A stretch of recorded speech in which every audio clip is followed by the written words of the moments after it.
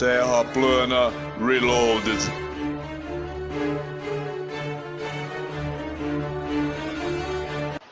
Vamos lá então, pessoal. Olá, pessoal. Boa noite.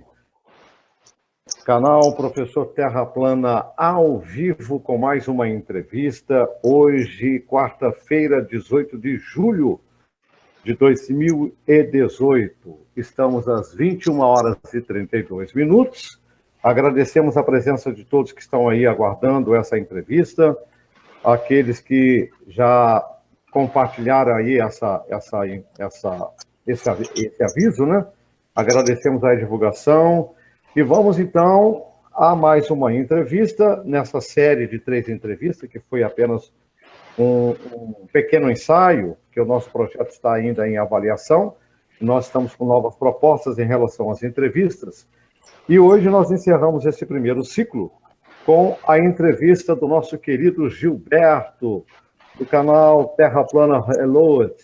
Nós, então, vamos aí cumprimentar aí o nosso querido entrevistado, nosso terraplanista e amigo, saudá-lo aí e agradecer pela sua presença aqui. Boa noite, Gilberto. Boa noite, professor Irã. Boa noite ao pessoal que está assistindo o chat, ao professor Cid, que daqui a pouco aparece aqui. E vamos lá, né? Vamos para mais uma conversa aí sobre o assunto que não quer calar. Vamos lá, então. Vamos aqui. Bom, gente, em primeiro lugar, é muito importante a gente fazer uma pequena observação em relação ao trabalho do canal Professor Terra Plana ao vivo e os canais terraplanistas, né? Nós sempre tivemos pautado na seguinte posição, que nós estamos questionando e estudando tudo que envolve a Terra plana. Nós temos muita coisa ainda a questionar e muita coisa ainda para conhecer e trocar ideias. Nós estamos indo no campo dos estudos. E, primeiramente, ninguém é dono da verdade, nem globalistas e nem terraplanistas. A gente busca exatamente informações, os estudos, estamos aqui para estudar. E, infelizmente, a gente sofre todo tipo de agressão quando a gente tenta colocar um trabalho sério, um trabalho compromissado com a verdade, e respeitando todos os amigos aqui terraplanistas que estudam e questionam e apresentam suas visões, né? É lógico que vamos ter sempre pensamentos adversos, pensamentos contrários, mas desde que não haja esses ataques, né? Essas posições realmente assim antidemocráticas, podemos discordar de muita coisa, mas quando parte para a agressividade e para ataques pessoais, perde totalmente a razão. Eu acho que a responsabilidade de poder discutir, debater a ciência, seja ela na visão heliocêntrica, na visão terraplanista, o importante é trazer a luz do conhecimento, o importante é que nós possamos, né, questionar, né, não vamos dizer aqui que todos nós estamos corretos, mas também não podemos admitir que todos estejam errados, né? Existem realmente caminhos que a gente está buscando para poder buscar a verdade, caminho que a gente está trabalhando, pesquisando. Então, o que me deixa profundamente preocupado num país como o nosso é que a cultura de um povo que não está aberto ao debate, mas assim ao ataque. E o ataque é uma forma totalmente de fragilidade, a fragilidade dos argumentos, porque terraplanistas que se colocam à frente de entrevistas como essa, terraplanistas que se colocam à frente de lives para poder debater a ciência da verdade, eles sempre são alvos de críticas. Mas quando se há um posicionamento de críticas, é até aceitável. O que não podemos aceitar é a agressividade. Ela não faz nenhum sentido num país em que caminha para uma revolução totalmente de consciência científica. E nós nunca vamos poder apresentar aqui com segurança futuros debates em que até os globalistas poderiam participar se não houver o devido respeito, principalmente o respeito ao pensamento contrário, à controvérsia, né? A gente pode discordar de ideias, mas não há necessidade de atacar as pessoas. Eu acho que não é um argumento altamente consciente, mas é um argumento apelativo de alguns canais que tentam fazer isso de uma forma para se promover. E, enfim, a gente não vai nunca recuar a isso, a gente nunca vai ter medo disso, muito pelo contrário, isso estimula cada vez mais a gente trabalhar com a verdade. Mas antes de mais nada, Gilberto, desculpe aí o espaço para poder fazer essa introdução, e eu gostaria então, antes de mais nada, de fazer uma pergunta muito assim, voltada para você e o seu canal, né? Como é que você descobriu a verdade e como você despertou para o real? Qual foi aí a sua história em relação à ciência terra plana e também a decisão de você ter aí esse canal? Então, professor, na verdade, como todas as pessoas, né, eu era um globalista, acreditava nesse modelo do globo que nos é ensinado na escola, e só que a gente começa a perceber algumas coisas, a gente que gosta assim, de astronomia, de fazer observações amadoras, a gente começa a perceber algumas coisas estranhas, primeiro com relação a essas agências espaciais, tá? O meu canal, eu comecei focando nas falhas que eu venho percebendo nas agências espaciais. Por exemplo, em 2006, a NASA ela nunca divulgou as imagens reais da Lua, né? Até hoje o que nós temos são filmagens dos próprios monitores da época, né? Da tela mesmo, dos monitores. E tinha uma promessa que, após 40 anos, né, do pouso à Lua, que vai completar, agora está completando 49 já, né? Agora 20 de julho por coincidência daqui 2 dias, se eu não me engano, né? 20 de julho de 2018, a gente está completando 40 anos da suposta ida à Lua, né?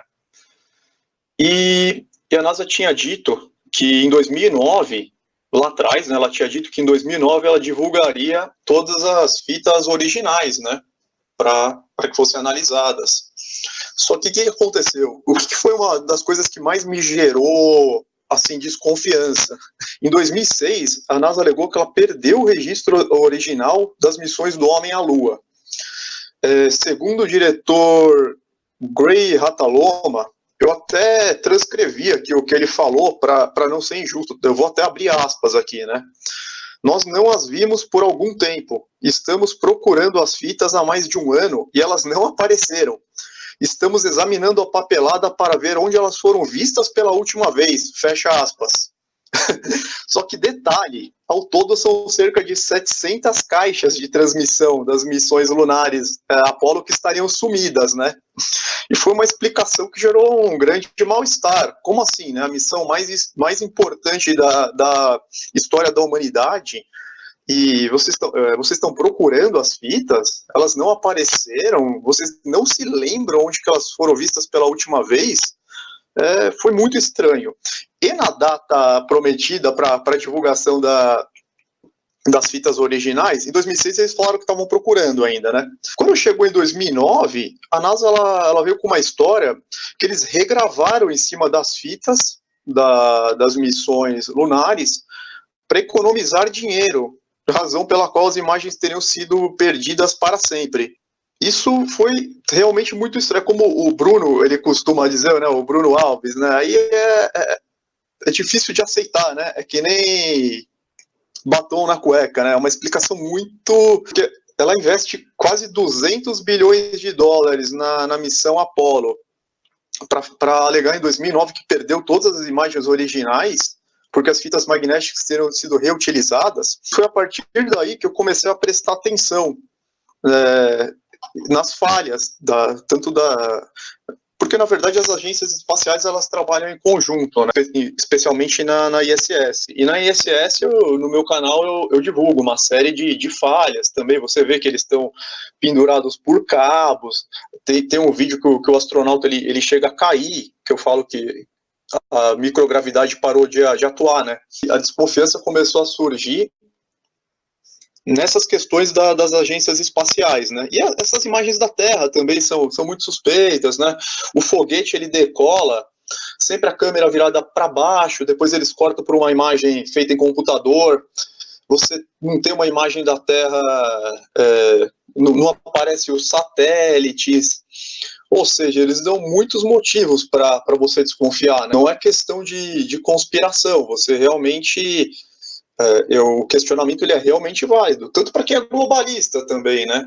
por que os foguetes, você não vê a entrada no espaço sideral, você vê o lançamento do foguete, você vê ele subindo, ele é lançado, logo nos primeiros 20 segundos ele já perde ele já começa a inclinar, formar um ângulo, uma parábola, e aí você não percebe, assim, que a altitude que ele está, ele já está curvado, né? E de repente eles cortam a imagem para uma imagem de computação gráfica, né? Você não tem uma câmera virada para cima, digamos assim, tá? Então é muita coisa aí para a gente questionar. Isso que foi, procurando esses erros, essas falhas, que eu acabei conhecendo a Terra plana, né? E o que chamou muito atenção na Terra plana foram os testes de curvatura. Porque você tem um cálculo que você calcula a posição do observador, vamos supor que o observador é o ponto A. Você tem o alvo, que é o ponto B. E entre o observador e o alvo, exatamente no meio deles, você teria o cume da curvatura. Só que em nenhum momento essa curvatura ela obstrui a visão. Em nenhum momento, não foi um teste. Você tem testes no mundo inteiro. Você tem na Itália, nos Estados Unidos, e diversos testes no Brasil, no Peru. Então, a partir do momento que você começa a ver 10, 20, 30 testes, você começa a falar, pô, mas cadê a curvatura? E aí você começa a lembrar do tempo que você estava na escola, que você, na verdade, o professor, por mais didático que ele seja, por mais amigo que ele seja, ele é uma figura que ele passa uma autoridade para as crianças, né? Ele passa uma autoridade para os alunos, e é difícil você questionar algumas coisas, né? Então, quando o professor está ensinando que a Terra é uma bola, a criança ela tem um certo receio de questionar algumas coisas. Mas por que se a Terra está girando a 1.700, que está numa rotação de 1.700 km por hora, por que a água não escapa pela linha do Equador, né? Não, porque tem a gravidade. Por que a gente não sente que estaria de ponta cabeça? Não, porque ponta cabeça é uma questão referencial, né? Se você tentar visualizar a Terra do espaço, não dá para dizer de que lado que está, né? E como a gravidade nos atrai para o centro da Terra, todo mundo se sente seguro, com os pés presos ao chão, com o corpo alinhado ao centro do planeta. Mas por que eu percebo o Sol próximo aqui, né? O Sol, raios inclinados, né? Se ele estaria distante, se ele estivesse a 150 milhões de quilômetros, os raios não teriam que estar em paralelo. Então, assim, são vários questionamentos que você é inibido de fazer. Até hoje a gente está sendo inibido. Então, são esses os indícios que foram me levando para a Terra plana. Esses, entre outros, né? A gente pode ir falando ao longo da live. É interessante, Gilberto, como é que você tem um prefácio riquíssimo nessa introdutória aqui do nosso encontro. E quando você falou a respeito de professores, questionamento, eu, durante toda a minha vida escolar, né, eu sempre tinha muito fascínio em relação à Terra, o espaço sideral. A gente vai falar sobre esse assunto mais à frente. E sempre me veio à cabeça uma frase que eu aprendi, né, o movimento aparente do Sol, né? E eu sempre implicava em observar o céu e vendo que não era a Terra que se movia, mas o Sol. Eu não conseguia fazer essa conexão do movimento aparente. E, normalmente, quando você está numa velocidade como essa, você tem que sentir, né?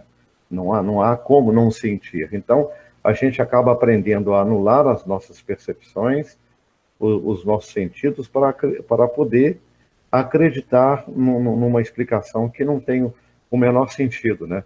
E graças a esse avanço da tecnologia, em que a internet abriu campo para muita coisa, para o conhecimento, e agora com essa questão de abrir espaço para encontros, debates, como a gente está fazendo agora, faz com que muitas pessoas parem para refletir. É a questão até de algumas pessoas que não são globaloides e nem globalistas, são pessoas que não dão muita vazão a essas informações e acabam parando para analisar. É a partir deste ponto de análise que a gente começa a criar uma certa conexão com a realidade. A gente nunca teve essa conexão com a realidade. A gente teve sempre uma conexão com aquilo que a gente aprende. E nunca nos foi dado, eu falo porque eu sou de criança, desde a década de 60, eu era ainda na fase primária, nós nunca tivemos esse espaço de questionar. Era o que era colocado, o professor colocava, e nós não poderíamos abrir espaço para o questionamento. Hoje as coisas se invertem, né? Por isso que há uma certa resistência em as pessoas aceitarem a estudar isso e a trabalhar com essa questão da percepção e dos questionamentos. Mas muito rico. Eu acho que é importante esse prefácio. Eu quero até enaltecer aí a qualidade da sua narrativa. Você tem uma dicção perfeita, usa uma linguagem que chama a atenção realmente. Isso é um mecanismo importante para poder prender a atenção de quem quer, pelo menos, ouvir e questionar o que é apresentado. Mas vamos então, o Gilberto, começar falando sobre o ponto inicial, que está acima de nós, né? É uma grande polêmica em relação a isso. Eu vou querer aí a sua visão, a sua ótica, sua e do seu canal, sobre a questão do domo, e também aquela questão que você vai abordar aí nessa sequência, as operações militares Dominique e Fishball. O que você tem a dizer sobre tudo isso aí? Vamos lá. O domo ele é muito interessante, né? Porque no nosso modelo da Terra plana, você tem uma redoma sobre a Terra, né? E acima do domo, nesse espaço, você tem o céu, e acima do domo você teria águas, né? Você teria o oceano primordial. Então, o que as agências espaciais falam, né? Elas falam sobre os cinturões de Van Allen. Esses cinturões eles foram descobertos na década de 50, e o mais interno se estende entre as altitudes de 1.000 a 5.000 quilômetros, mais ou menos, né? E um segundo cinturão, situado entre 15 a 25.000 quilômetros, que eles conteriam partículas eletricamente carregadas, né? De origem tanto atmosférica quanto solar. Então, seriam elétrons livres, prótons livres carregados. Os prótons seriam menos energéticos do que os elétrons, né? Mas com um fluxo muito intenso. Então, assim, eles não chamam de domo, tá? Mas eles falam que existem dois cinturões. Só que o que é muito interessante, eu não tenho habilidade aqui para compartilhar a tela, mas eu vou colocar o link aqui no comentário, né? Saiu eu não sei se o link foi. Isso, ele saiu aqui. Saiu uma reportagem aqui no Globo.com sobre uma publicação da revista Nature, tá? A revista Nature é uma revista científica. O tema é: cientistas descobrem escudo invisível que protege a Terra de radiação perigosa. Que teria sido uma barreira encontrada entre os dois cinturões de Van Allen, que impediriam elétrons de atingir o planeta. Aqui eles chamam de elétrons assassinos, tá? Mas foi uma publicação da Nature, né? Então, eles admitiram, eles não falam em domo, redoma e nem do que seria feito, mas eles admitiram um escudo invisível, aparece aqui escudo invisível entre aspas, formado por processos de natureza ainda não totalmente compreendida pelos cientistas. Tá? Eu já estou lendo a matéria. Então vamos voltar. Um escudo invisível formado por processos de natureza ainda não totalmente compreendidas pelos cientistas ajuda a proteger a Terra de uma perigosa radiação vinda do espaço, identificado entre os dois cinturões de Van Allen, faixas que concentram partículas eletricamente carregadas ao redor do planeta, devido à atuação de seu campo magnético. O escudo bloqueia elétrons de alta velocidade, e, portanto, de alta energia, a cerca de 11.000 quilômetros da superfície. Então, professor, eu vou fazer um adendo aqui. Eles estão falando de um escudo invisível numa altitude relativamente baixa, tá? Que é muito parecido com o modelo da Terra plana. E nesse escudo invisível, o elétron, que ele é uma partícula muito pequena, né? Ele é muito menor do que um átomo, para a gente ter uma ideia, nem o elétron ele seria capaz de atravessar esse escudo. E tem uma parte que é mais... esse artigo ele foi publicado em 2012 na revista Nature. E tem uma parte aqui que é muito interessante, que os cientistas falam. Eu vou ler aqui, tá? Vamos lá, hein? Abre aspas. é como se esses elétrons estivessem se chocando com uma parede de vidro no espaço, compara Daniel Baker, diretor do Laboratório de Física Atmosférica e Espacial da Universidade do Colorado, em Boulder, nos Estados Unidos, e principal autor do artigo sobre o achado, publicado na edição desta semana da revista Nature. Isso foi em 2012, tá? Como os escudos, continuando a leitura aqui da matéria, como os escudos criados pelos campos de força em Jornada nas Estrelas e usados para repelir armas de alienígenas. O que estamos observando é um escudo invisível que bloqueia esses elétrons. Então eles fazem uma alusão aos escudos que aparecem no filme Jornada nas Estrelas. O próprio cientista faz essa alusão, tá? Não sou eu que estou comparando. Repito mais uma vez que eu estou lendo a matéria. E tem mais um trecho aqui muito interessante.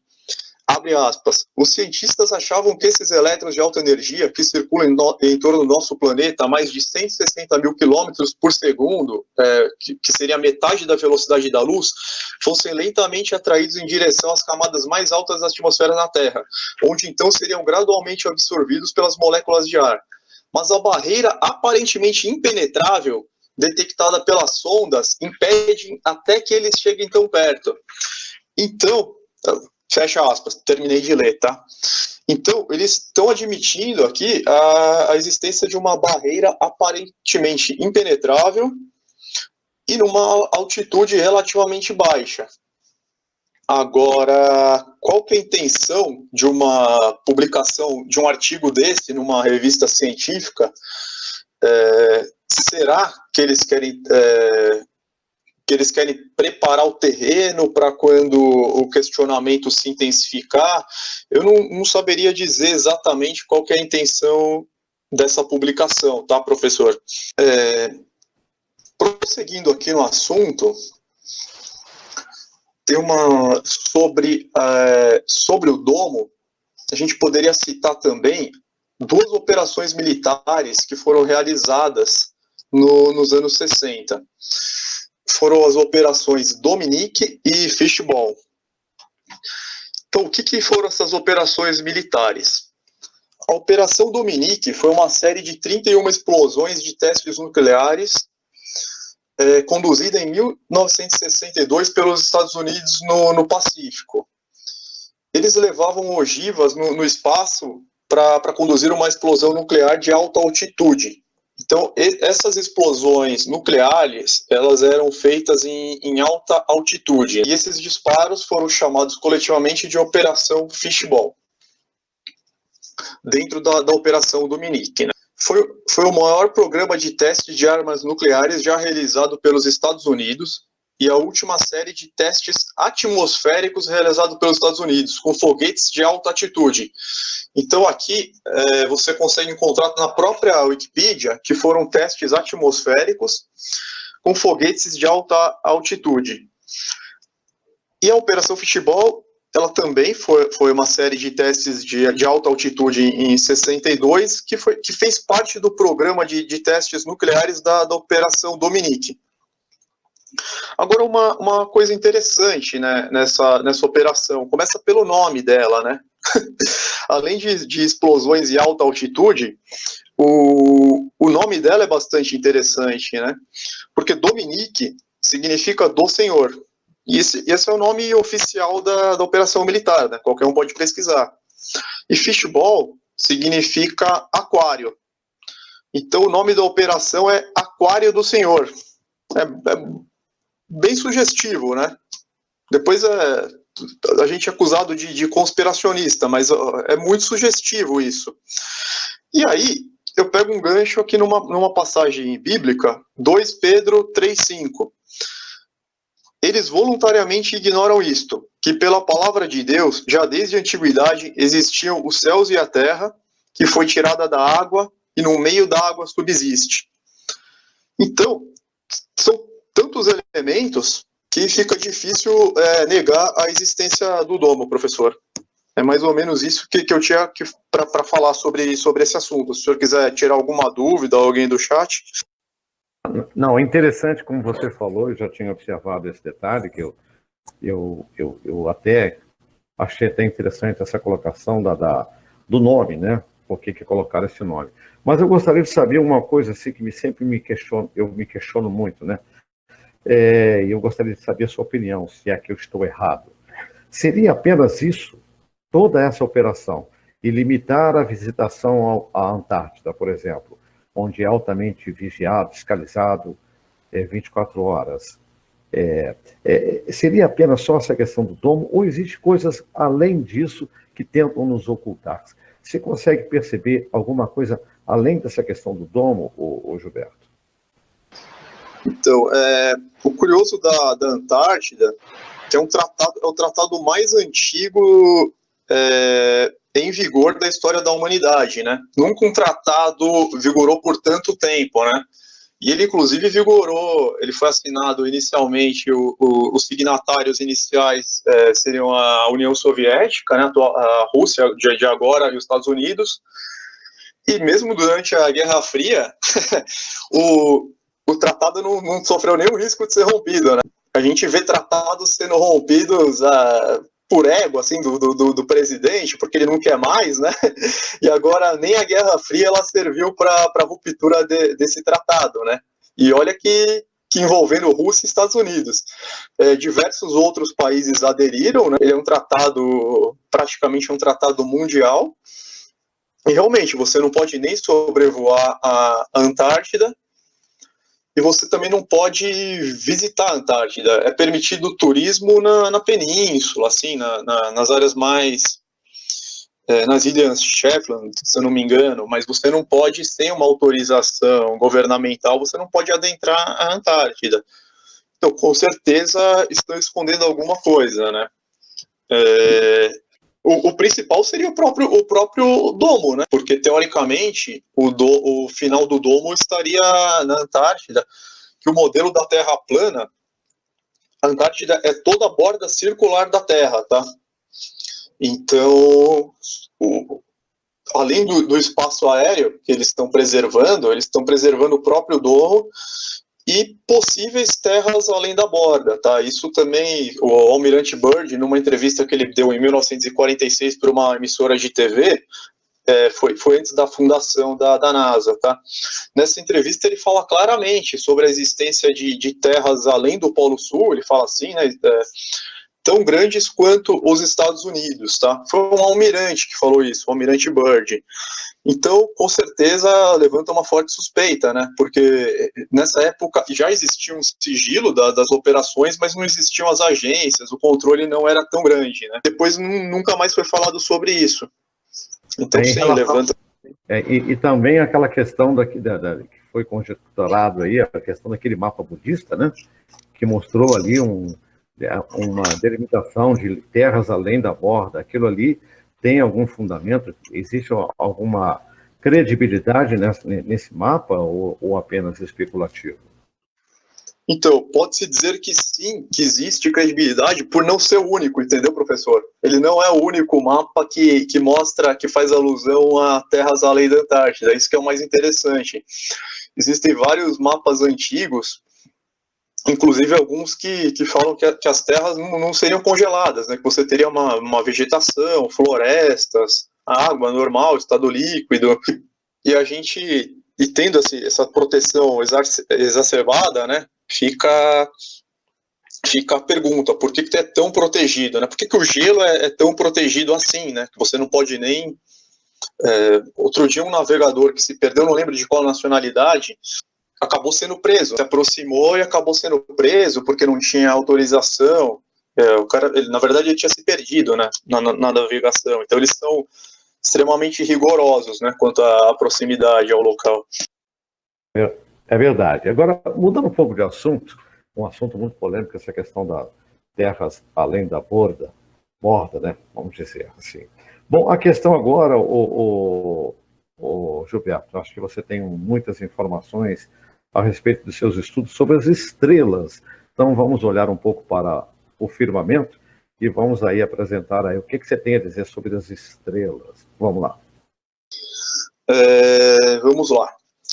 Então, como eu disse anteriormente, no modelo da Terra plana, acima do domo, né, do firmamento, você tem um oceano primordial, e nesse oceano primordial estariam as estrelas. E a gente vai entender qual que é a lógica disso, tá? Qual que é o sentido disso. Para isso, a gente teria que começar falando sobre a sonoluminescência. O que é a sonoluminescência? Ela ocorre quando uma onda de som com intensidade suficientemente grande induz uma cavidade gasosa dentro de um líquido para rapidamente eclodir. A sonoluminescência no laboratório, ela pode ser feita para ser estável, para que uma bolha única se expanda e se recolha repetidamente de forma periódica, emitindo luz cada vez que se recolhe. Para que isso ocorra, uma onda acústica permanente é configurada dentro do líquido e a bolha vai se formar num antínodo de pressão. As frequências de ressonância dependem de forma e do tamanho do ressonador da qual a bolha está contida. Alguns fatos sobre a sonoluminescência. Esse aqui é o mais interessante. Ó. As emissões de luz são extremamente rápidas, variando entre 35 a algumas centenas de picos por segundo. As bolhas, quando emitem luz, são muito pequenas, dependendo do fluido e do gás. Os pulsos têm seus períodos muito estáveis, mais até que a fonte geradora das ondas sonoras.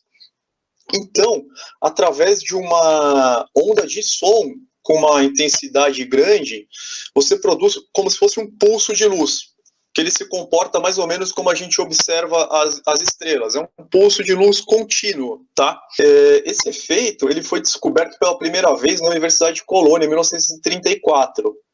Eles colocaram um transdutor de ultrassom em um tanque com revelador de fotografia.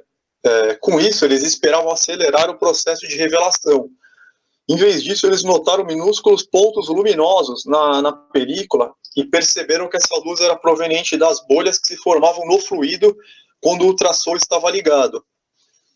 Então, no modelo da Terra plana, o universo ele é formado por água, né? Além do domo, ele é formado por água, que seria o meio propício para ocorrer a sonoluminescência. Então, assim, o meio você já teria no modelo da Terra plana, que seria a própria água. E aí fica a questão, mas e quanto som? Existe som no universo? Seria possível a propagação do som no universo? Acho que não, porque o som não se propaga no vácuo, não tem essa questão? Interessante, velho. Porém, segundo a NASA, sim. Segundo a NASA, existe som no universo. E ela, inclusive, divulgou uma playlist com os sons do espaço, que foi objeto de publicação na revista Galileu. Eu vou colocar o link aqui para quem quiser ver. Vou colocar o link aqui no comentário. Então, NASA divulga playlists com sons do espaço. Nessa revista que os globalistas adoram, né? Que é a revista Galileu.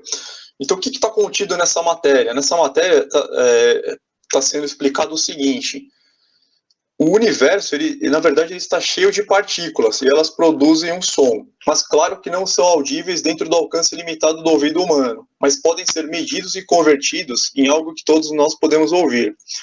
O som, eles falam algumas hipóteses para como que o som pode ser produzido no espaço, né? Aí tem uma outra hipótese aqui. O som é feito quando ventos solares supersônicos se chocam no sistema solar, diminuindo de velocidade e se aquecendo ao entrar na magnetosfera do planeta. Uma outra hipótese que eles falam: Ganymedes, principal satélite natural de Júpiter, parece ser assombrado por causa dos sussurros que saem da sua magnetosfera. E tem até na matéria para você clicar aqui no áudio, tá?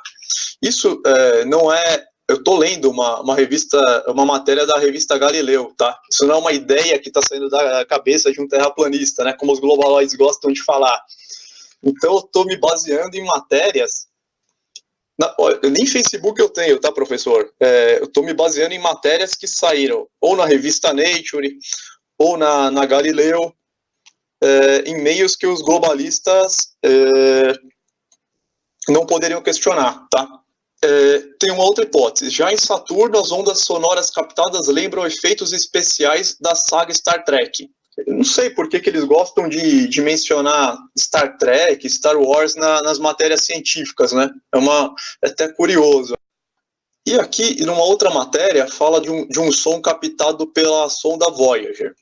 Entre o mais famoso e um pouco assustador com relação aos sons do espaço, temos a gravação de sondas de plasma interestelar, gravada pela sonda Voyager. A gravação de 12 segundos de duração. Então, e se você pesquisar na internet, em sites oficiais, você até consegue escutar esses sons que os cientistas falam que converteram do espaço, tá? Isso está disponível para qualquer um, para qualquer globalista que estiver duvidando. Então é isso, você tem o meio, que é o líquido, e você tem o som também. Ou seja, você tem os dois elementos para produzir as estrelas.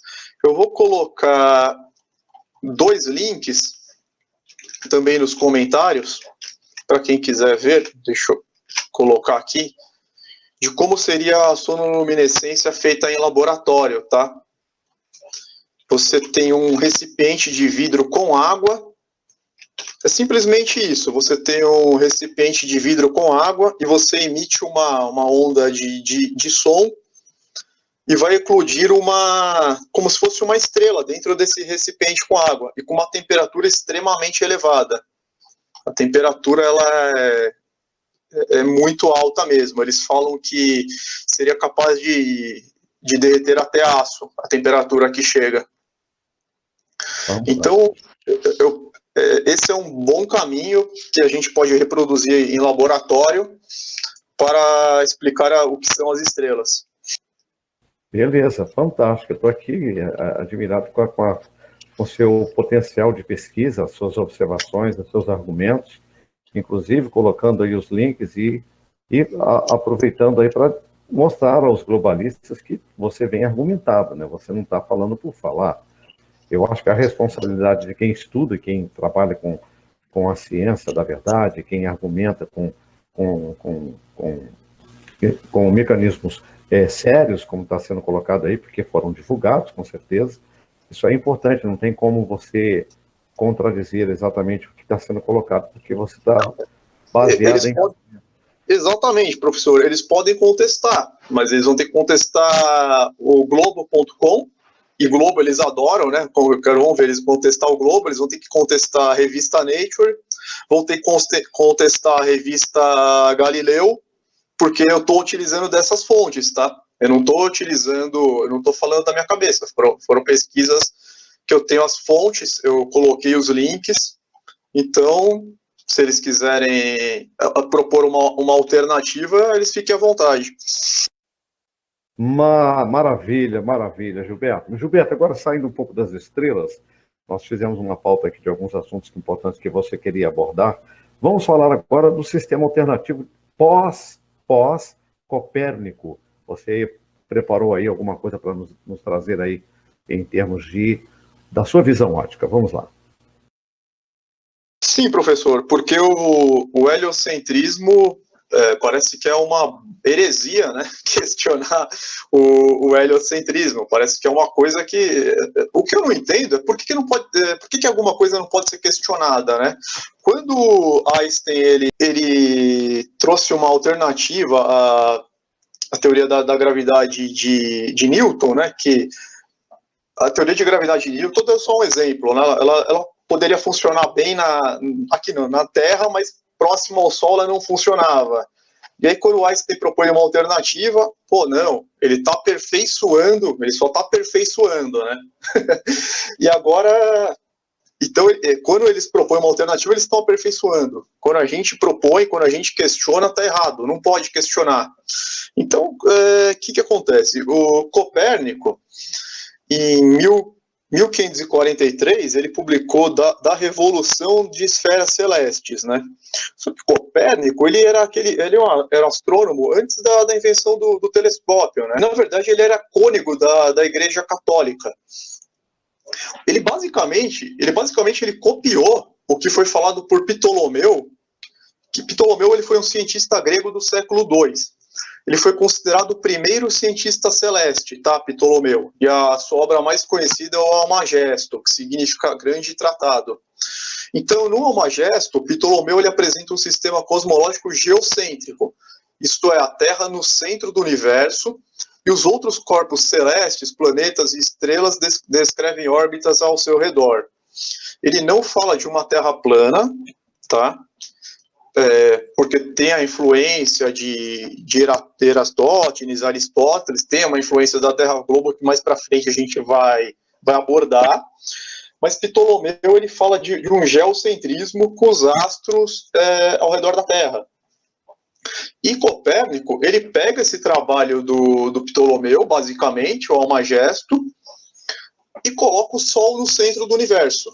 Não é nem no centro do sistema solar, ele coloca o Sol no centro do universo. Né? E esse livro, o livro de Nicolau Copérnico, marcou o começo de uma mudança de um universo geocêntrico com a Terra no seu centro. Copérnico acreditava que a Terra era apenas mais um planeta, que concluiu uma órbita em torno de um Sol fixo todo ano. Tá? Então, do ponto de vista experimental, o sistema de Copérnico ele não era melhor do que o de Ptolomeu.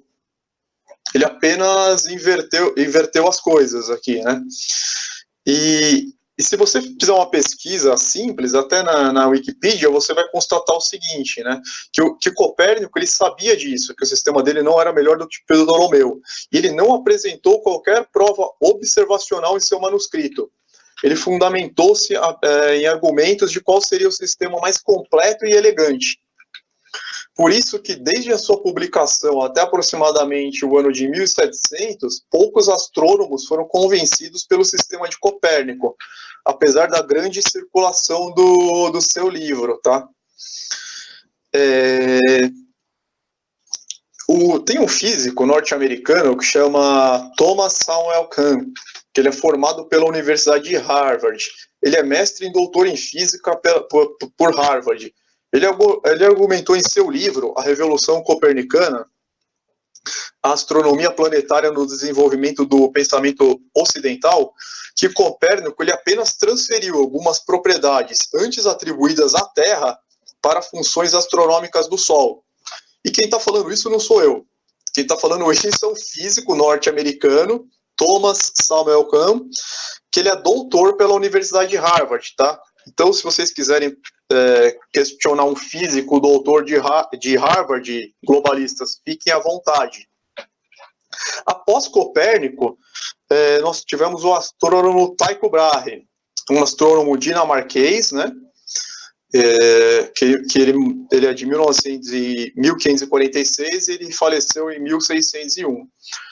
E o Tycho Brahe, ele foi um astrônomo observal, ele também precedeu a invenção do telescópio, mas ele defendia o sistema em que a Terra aparecia imóvel no centro do universo e em torno dela giravam o Sol, a Lua e as estrelas.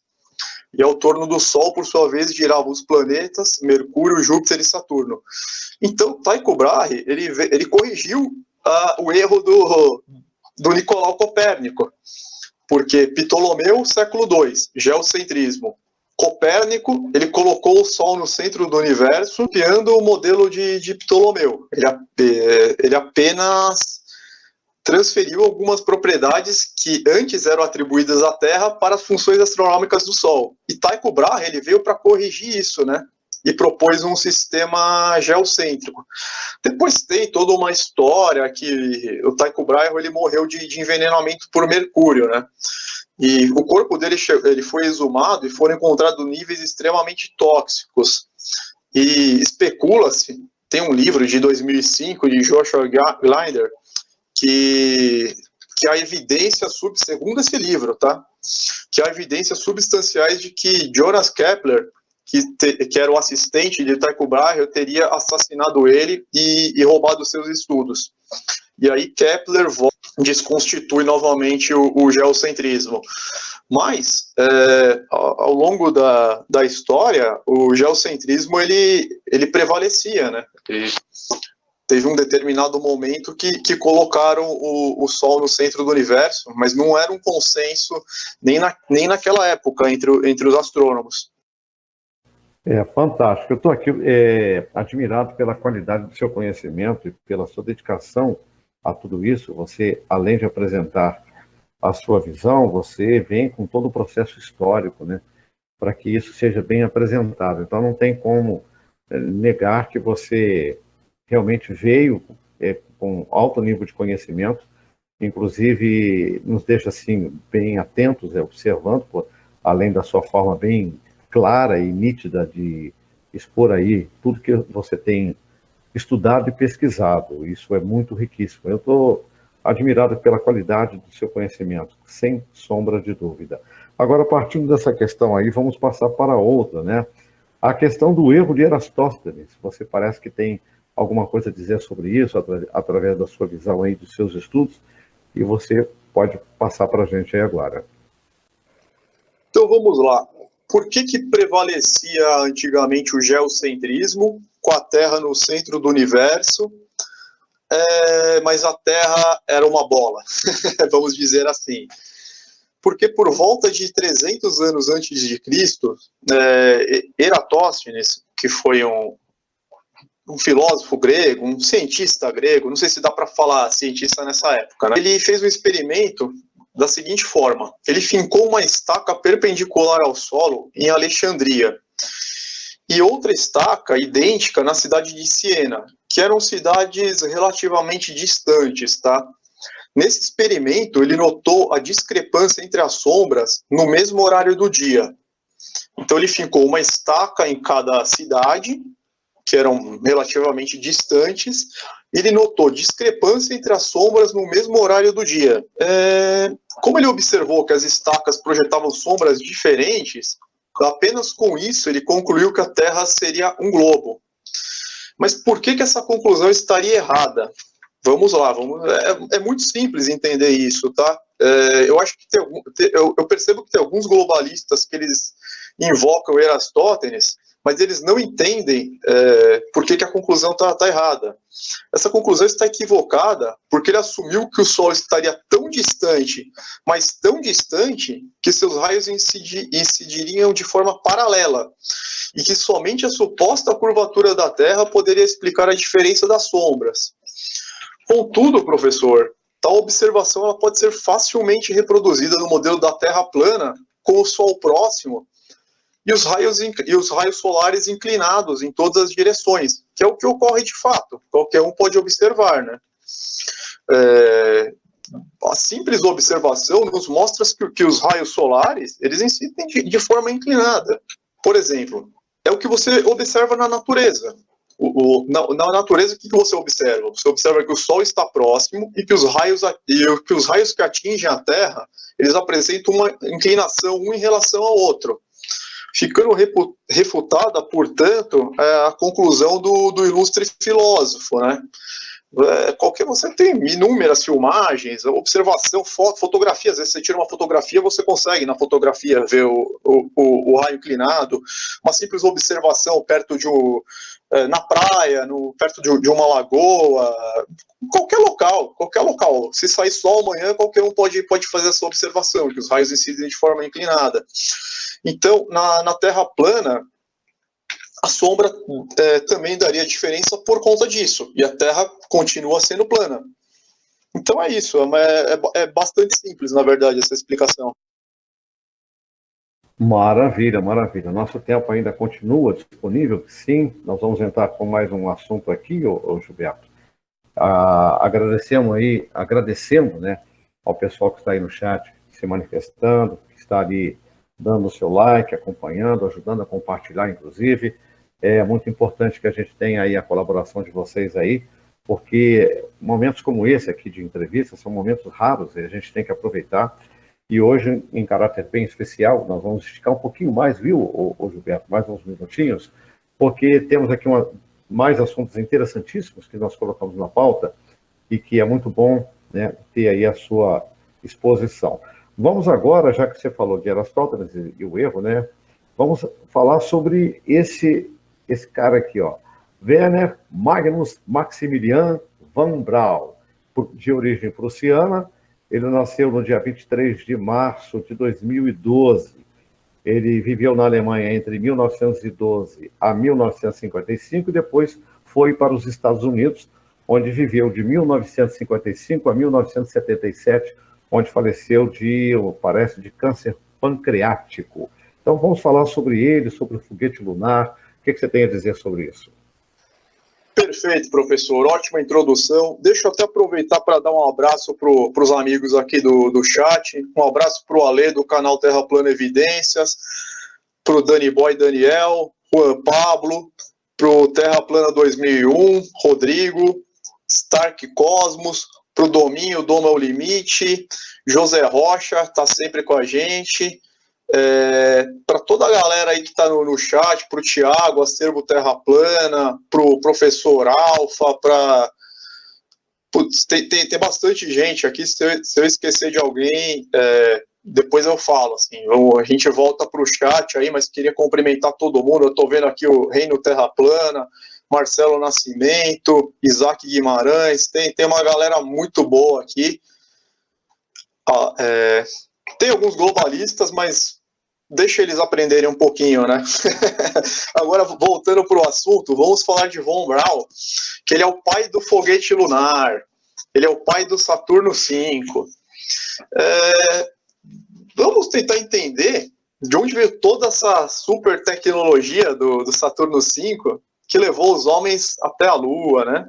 Vamos ver, de onde surgiu? E, na verdade, Von Braun, na Segunda Guerra Mundial, ele foi o responsável pelo programa de foguetes V2, tá? Então, o que eram os foguetes V2? Foguetes V2, eles eram uma arma de guerra. Eles eram mísseis balísticos. Então, ele foi o responsável pelo desenvolvimento do V2, que era um míssil balístico. E não apenas um míssil balístico, eu diria que era um míssil balístico muito mal sucedido. Por quê? Porque o V2 ele fez muito mais vítimas na sua produção do que na sua utilização em combate. 20 mil prisioneiros morreram na fabricação dos foguetes V2. 20 mil prisioneiros. Ele conseguiu matar 20 mil pessoas apenas na fabricação do V2. Mas em combate, foram disparados pouco mais de 3.200 V2, foram lançados, né? Os lançamentos tiveram início em setembro de 1944, né? O primeiro lançamento foi sobre Paris. Então, os 3.200 V2 lançados, fizeram apenas 1.358 vítimas em Londres e 1.610 vítimas na Antuérpia. Então, a gente brinca que só morreram as pessoas que o foguete caiu em cima da cabeça, né? Só para dar uma quebrada aqui, mas de 1.300 foguetes não chegou a fazer praticamente, fez o mesmo número de vítimas aqui, né? Então, surpreendentemente, a força da arma era inferior à capacidade de um bombardeiro médio da época. Aqui na história do V2, fala que o trunfo era mais psicológico, porque era uma arma inédita. Então não havia defesas contra essa arma. Mas na história do foguete, é destacado que a sua importância militar era estrategicamente baixa. Então ele desenvolveu um míssil balístico mal sucedido, com importância militar estrategicamente baixa. E desse míssil balístico, teoricamente, da tecnologia desse míssil balístico, foi desenvolvido o foguete Saturno V, que foi o foguete que levou o homem à Lua. Então, fica um pouco complicado acreditar, né? Que o foguete Saturno V conseguiu chegar à Lua com cinturão de Van Allen, com 2 cinturões, com uma barreira entre os cinturões e com uma tecnologia tão pobre, né? Como foi demonstrada na guerra. Então, tem essa curiosidade sobre Von Braun e tem uma curiosidade sobre as V2. Olha que engraçado. As V2 eram propelidas a álcool combustível, mistura de 75% de álcool etílico com 25% de água e oxigênio líquido. O álcool etílico usado nesses foguetes era produzido a partir da batata. A gente fica imaginando uma coisa tão, né, surpreendente, mas não, eles eram propelidos a álcool combustível. E outra coisa interessante sobre Van Braun foi uma carta que ele enviou para o Conselho de Educação da Califórnia em 1972. Vou me permitir aqui abrir aspas para ler a carta, né, do Van Braun. Olha que surpreendente. Para mim, a ideia da criação não é concebível sem invocar a necessidade de um design. E acrescentou, é em honestidade científica que eu endosso a apresentação de teorias alternativas para a origem do universo, da vida e do homem na sala de aula das ciências. Seria um erro negligenciar a possibilidade de o universo ter sido planejado de preferência ter acontecido por acaso. Ou seja, vou repetir o que ele falou, seria um erro negligenciar a possibilidade de o universo ter sido planejado de preferência ter acontecido por acaso. Então ele mesmo reconhece a possibilidade de uma criação, de um criador, né? De um universo com um design inteligente, de um universo projetado, e não que tenha surgido por acaso. O próprio Van Braun, ele já estava mais velho, foi em 72, né? Ele morreu em 77, não sei se foi uma crise de consciência, mas pode ter sido. E por que eu digo isso? Porque na lápide dele, a famosa lápide de Van Braun, né? O salmo escolhido para sua lápide no cemitério de Ivy Hill, em Virgínia, nos Estados Unidos, ela menciona expressamente um firmamento. Isso é no mínimo curioso, né? Foi o Salmos 19:1. Os céus declaram a glória de Deus e o firmamento anuncia a obra de suas mãos.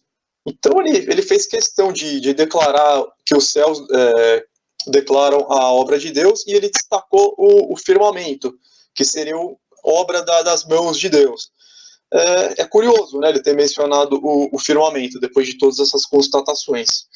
Então é essa história, né, é uma história que leva a crer que o foguete lunar, ele realmente não tinha capacidade para levar o homem à Lua, e a gente entende que isso não poderia ocorrer nem ainda nos dias de hoje, né, professor? Perfeito, perfeito. Mais uma vez, aí, uma observação interessantíssima, né? Agora, já que a gente está falando de personagens, de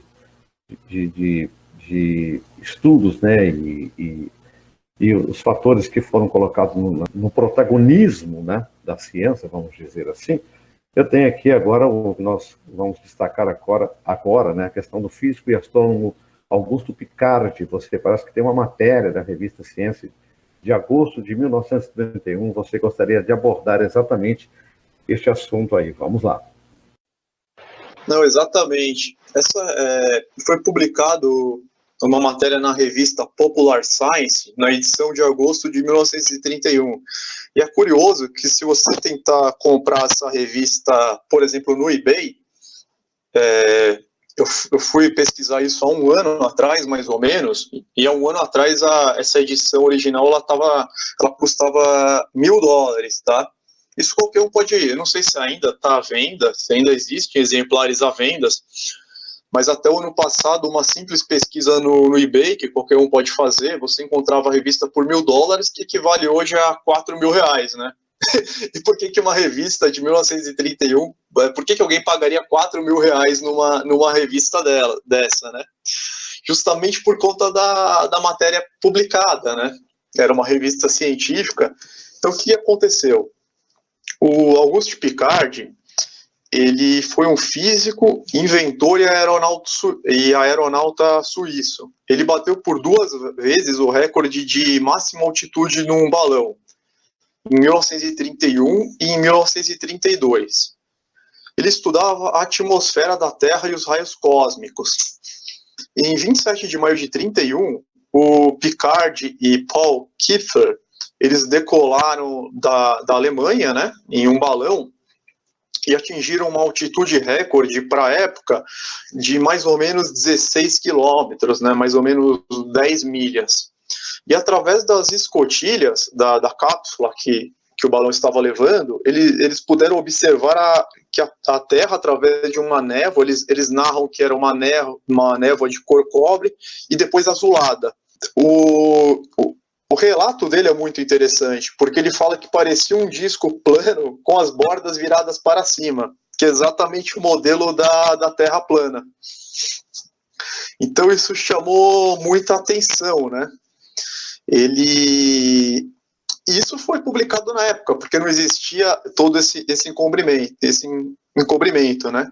Então esse é um relato de um físico da época, ele era físico, astrônomo e aeronauta, que ele conseguiu observar a Terra de uma altitude bastante elevada, né? Acima de um voo comercial, e ele pôde descrever que a Terra era um disco plano com bordas viradas para cima. E foi publicado esse testemunho na revista Popular Science, edição de agosto de 1931. Então é mais um indício bastante interessante que colabora para o formato que a gente defende da Terra, né, vinda de um físico. Maravilha, maravilha. Olha, para que você tenha ideia, nós vamos conseguir respeitar as pautas aqui, viu, Gilberto? Acho que está dentro do tempo que nós propusemos aqui, nós estudamos. Mas antes da gente abordar o último assunto aqui, eu gostaria só de esclarecer ao pessoal que está acompanhando, aqueles que ainda não conhecem a estrutura desse projeto de entrevista. É um projeto onde o entrevistado terá todo o tempo disponível para expor os seus estudos, a sua opinião, a sua visão sobre a ciência da Terra plana e apresentar aí o seu pensamento, né, crítico, o seu pensamento científico, diferentemente das lives onde há os debates, né, onde existem vários na bancada aí e discutindo vários assuntos. Então, esse projeto foi criado exatamente para dar a oportunidade de um pesquisador, estudioso da Terra plana, pudesse expor aí o que ele tem estudado, né, o que ele tem apresentado, para que a gente possa ter a noção do que está acontecendo com a ciência Terra plana e como é esse protagonismo da ciência Terra plana.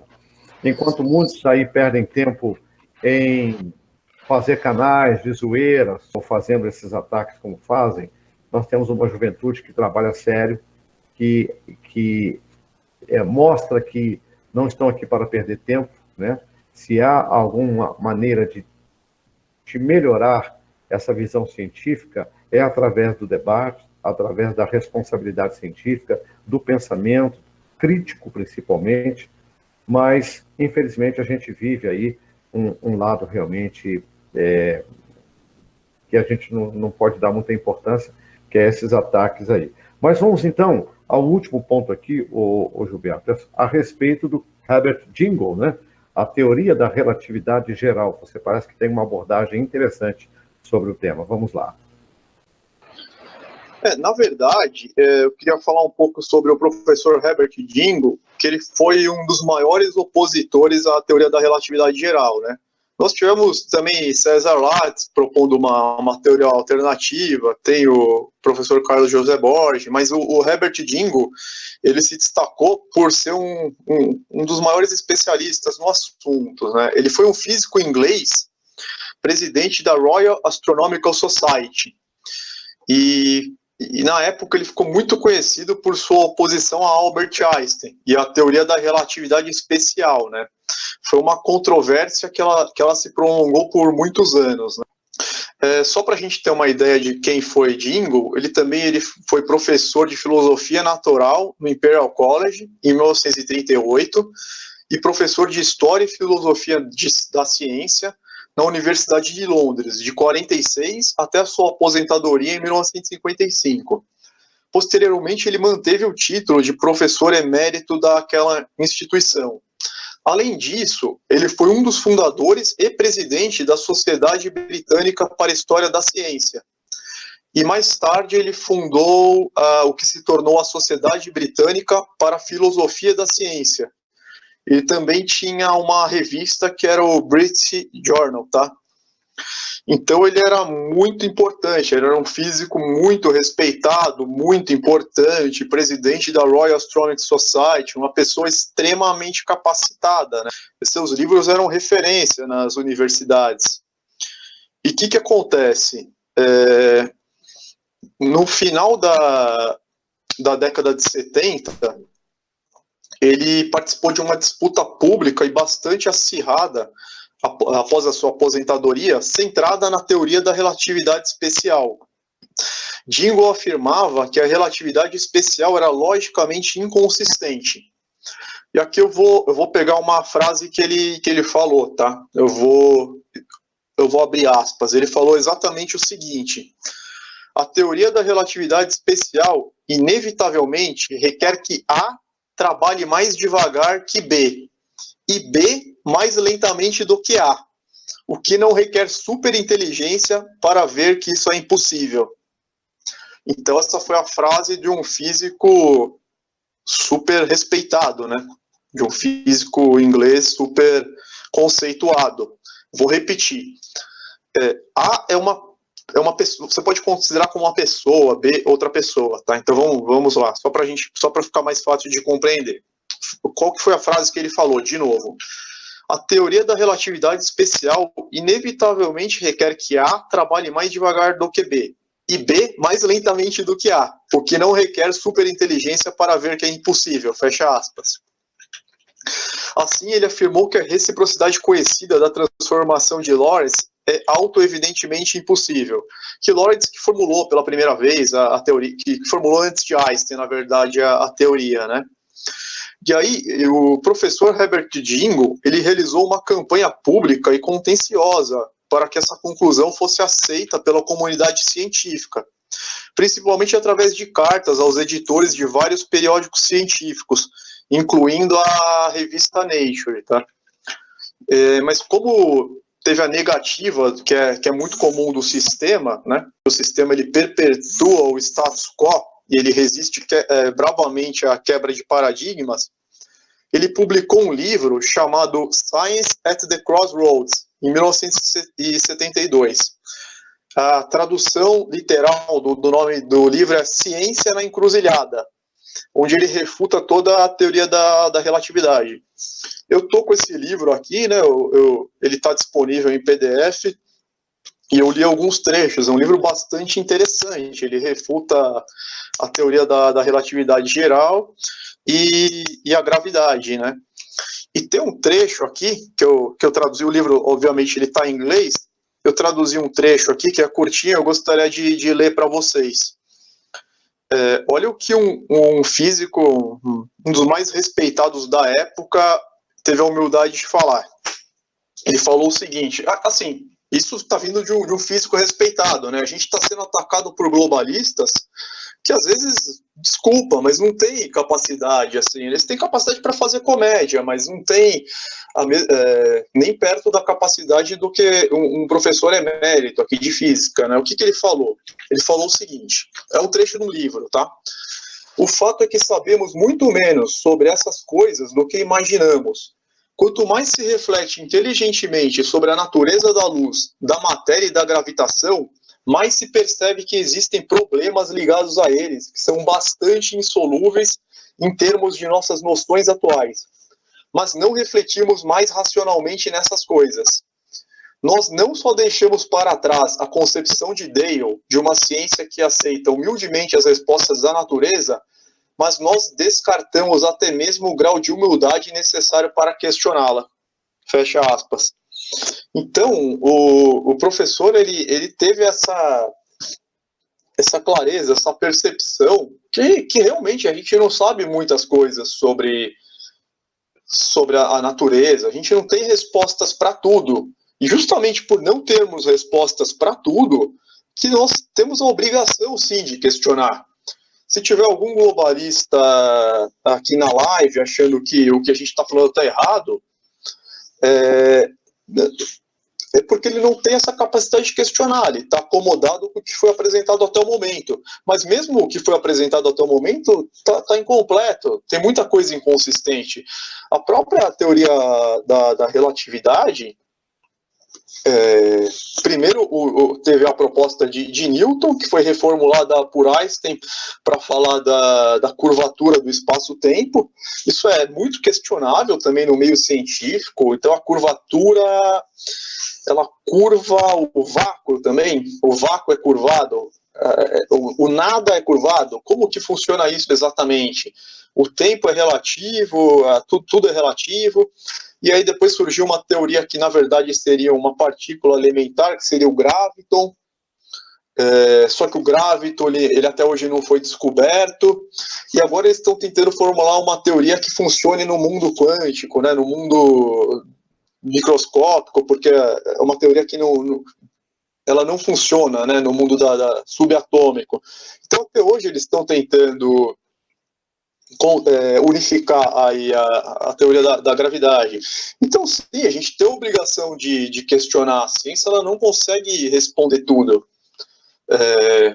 Mesmo as questões mais elementares, né? Por exemplo, da onde viemos? Se você não aceita o Criador, você aceita a teoria do Big Bang, você tem que me explicar da onde surgiu o átomo primordial, tá? Então, vamos supor, eu sou ateu, eu sou um cientista ateu e eu não acredito na criação. Tudo bem, então de onde veio o átomo primordial que explodiu e gerou tudo que existe? Quem criou o átomo primordial? Ah, não, ele se criou sozinho. Isso não é explicação, muito menos científica. Então é isso, a gente está no direito de questionar. Na verdade, a gente tem a obrigação de questionar e tentar entender como as coisas realmente funcionam, como é o nosso mundo. Porque quem está nos apresentando as respostas, entre aspas, está claro que eles não estão sendo honestos, né? Está muito claro que a gente não está tendo as informações verdadeiras, tá?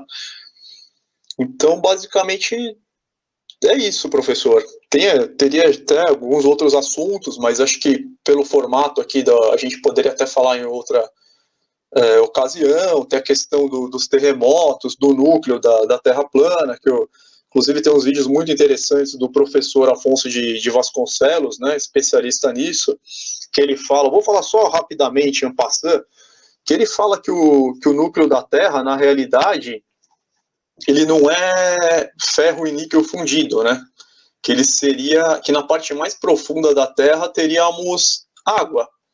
E isso ele poderia afirmar por conta dos dados fornecidos pelas ondas sísmicas.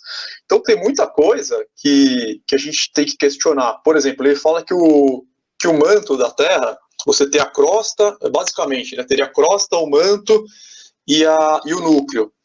E o manto ele seria subdividido, se eu não me engano, aí o senhor tem muito mais conhecimento, né? Mas ele seria subdividido na litosfera e na astenosfera, que a astenosfera seria o manto superior parcialmente fundido, que permitiria a movimentação das placas rígidas da litosfera.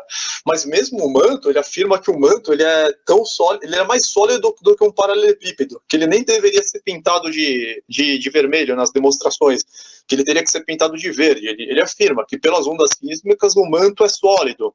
O núcleo da Terra, ele é um líquido com a mesma viscosidade da água. Então tem muita coisa para ser questionada, muita coisa mesmo, tá? A gente está só começando, a gente não tem os recursos das agências espaciais, a gente não tem um orçamento de 20 bilhões de dólares por ano. Às vezes a gente vê canal terraplanista fazendo faquinha até para conseguir comprar algum equipamento, um telescópio, uma câmera super zoom, é tudo feito, as pessoas trabalham, têm suas atividades normais, por quê? Mas por que está tendo isso no mundo inteiro? Por que as pessoas estão, não é só no Brasil, não é só na Espanha, onde tem o Oliver Ibanez, hoje mesmo saiu uma reportagem na Rússia, que o Leandro colocou, do Inteligência Natural, por que o mundo inteiro está questionando? Né? Isso os globalistas deveriam se perguntar também, né? Por que o mundo inteiro está questionando? Porque o que está sendo apresentado está na cara que não é verdade. Então, eu acho que a gente não tem que parar de questionar, não tem que se intimidar com os ataques. Os ataques, a tendência é que eles se intensifiquem, na verdade, né? Mas eu acho que a gente tem que continuar esse trabalho que a gente está fazendo, é um trabalho de formiguinha, as pessoas têm o dia corrido, elas têm as suas atividades profissionais, mas aos poucos a gente vai montando esse grande quebra-cabeças. Então, Perfeito, Gilberto. Realmente você até aproveitou o gancho para poder entrar nessa questão. A gente vai ter outras oportunidades de falar sobre esse assunto, ampliar mais essa questão do núcleo, né? Sobre terremotos e vulcões. Mas nós estamos com o tempo estourado, já está o cronômetro ligado para desativar aí a nossa live de hoje. Eu gostaria de agradecer mais uma vez a sua participação, que foi riquíssima. Você não sabe a qualidade que foi essa sua exposição aqui. Demonstra que você é um cara extremamente preparado, que você é um cara que leva a sério essa responsabilidade do estudo da Terra plana, e quero convidá-lo para outras oportunidades, com certeza. Agradecer a participação de todos que estão aí no chat, que participaram, que vão dar a sua curtida, vão compartilhar. E agora, aproveitando, nós temos rapidinho aqui para as suas considerações finais, e te aplaudindo muito, te agradecendo muito. Foi uma entrevista riquíssima e que vai ficar guardado nos arquivos aqui do nosso canal. Muitíssimo obrigado, Gilberto, pelo seu conteúdo, pela sua firmeza e principalmente, em especial, pela sua elegância. Exatamente isso. Muito obrigado. Vamos lá. Obrigado, professor Irã. Queria agradecê-lo também e parabenizá-lo por esse trabalho, por essa iniciativa, né? Agradecer também o professor Cid, também, que está muito na luta, né? Parabéns pelo canal Professor Terra Plana, pelo canal Professor Terra Plana ao vivo. O professor Cid, ele é um grande estudioso também, ele publica, ele escreve artigos muito interessantes. Queria agradecer todo mundo que está no chat, Christian, Kelly, o Rodrigo Terra Plana 2001, Juan Pablo, Otávio, Alfa da Terra Plana, o Fernando Silva Marançato aí, um abraço, Fernando, ele apareceu aqui no finalzinho, mas depois ele vai assistir inteiro, Everton, o Ale, grande amigo Ale, todo mundo que participou, que comentou, não deu para ficar muito nos comentários, que a gente tinha bastante assunto, né? Mas acho que foi bem produtivo. Agradecer a audiência aí, o carinho de todo mundo, e desejar uma ótima noite a todos e um grande abraço.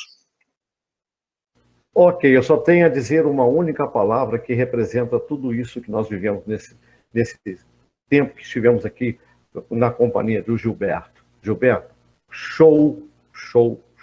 Sensacional a sua participação. Obrigado a todos, até o nosso próximo encontro. Fiquem aí atentos aos nossos avisos e agradecemos a participação de todos e vamos para a nossa próxima etapa. Breve, teremos novidades aqui no canal Professor Terra Plana ao vivo. Obrigado a todos e até sempre.